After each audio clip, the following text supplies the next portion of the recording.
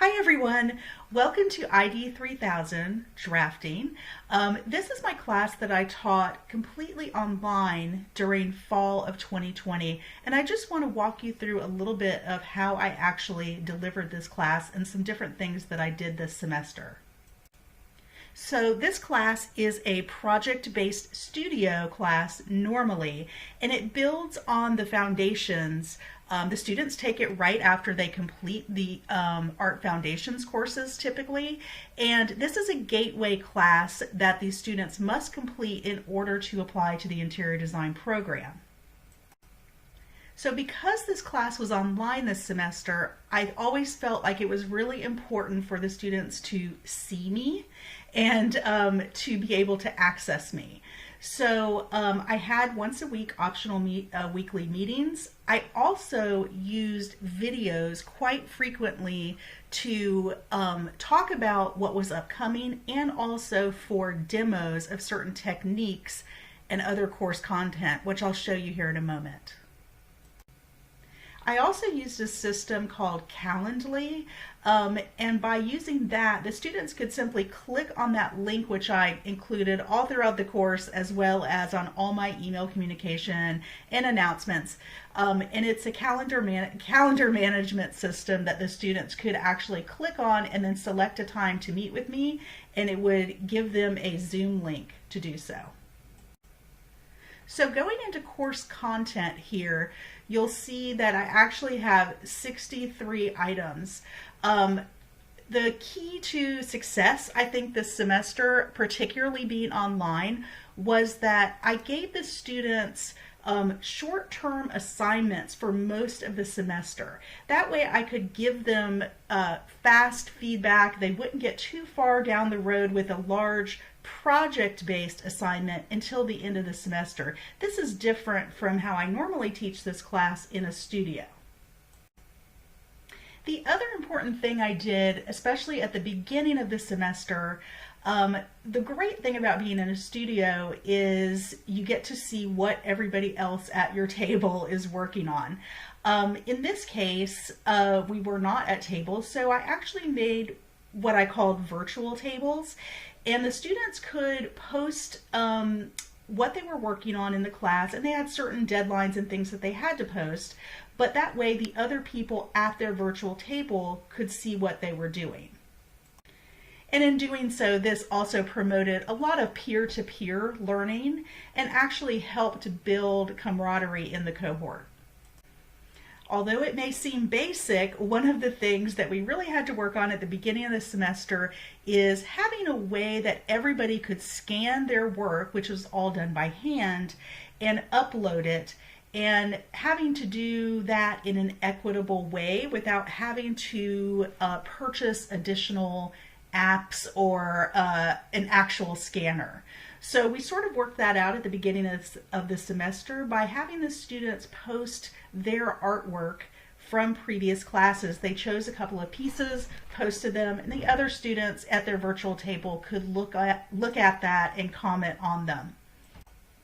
The other challenge that I handled in the beginning of the semester was that the students needed to set up a place at their home, at their place of residence, for them to work. And they needed certain equipment and materials to be successful in the class. So what I did was I used the lab fees and actually bulk purchased all the equipment. And then I made individual, what I call drafting kits, that I had multiple days that the students could pick this up via a drive-through kind of method so they could do that safely. That way they didn't have that extra strain of having to purchase equipment, going someplace in the middle of a pandemic to purchase equipment. And also a lot of the students are having economic hardships during this time. So that way they could set up a space at their home with using this equipment that I purchased for them, and were able to be successful. So of course there was an instructional video about how to do this, and in the video I actually showed a lot of different things about setting up a workspace, and they could do this at any table or hard flat surface with a square edge that they had in their home.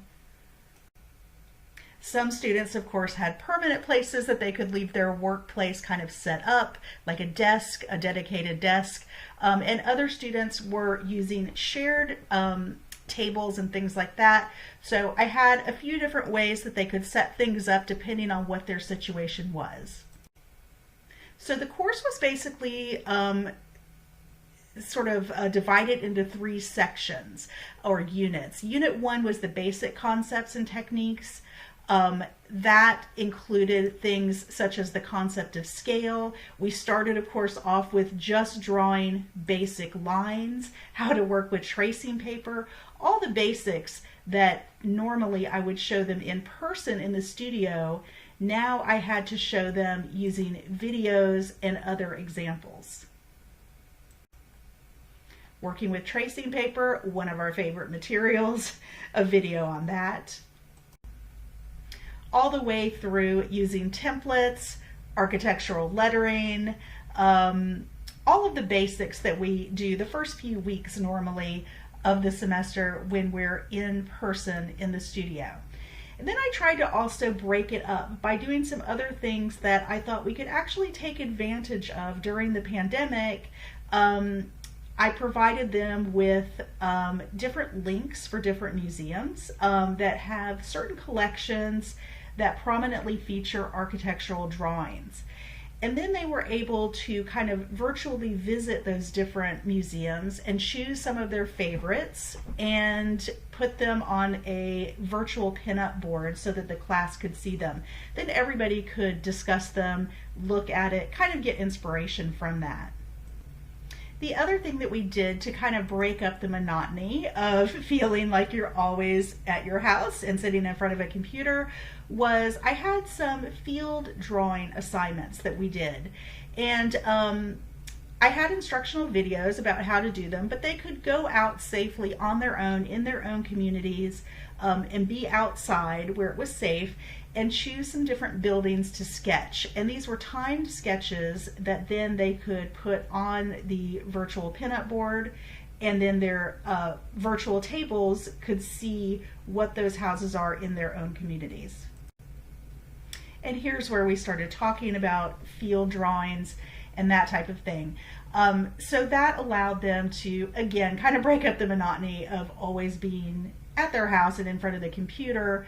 And there are a number of really good examples of student work from these assignments that you'll see in the examples posted. Another thing I did this semester was I gave a couple of small quizzes online.